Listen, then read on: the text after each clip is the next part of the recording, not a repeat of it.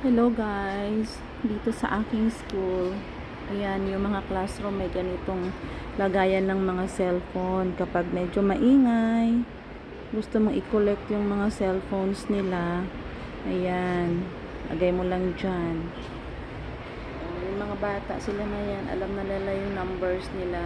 So usually dito kapag hindi gifted program, pag yung mga regular program lang, ano yan, 36 to 40 yung estudyante. Yan. Pero itong lalagayan, yan, ay hanggang 42. So, pag mga gifted program naman, ang pinakamaraming estudyante ay 35, 36, 32, 36 lang. Yan.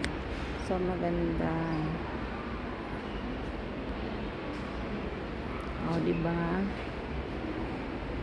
Pag maingay, kinokollect ko. Kapag hindi, okay lang. Sa ilalim lang ng table nila, may mga drawers naman. So, ang ganda. Maganda yung material.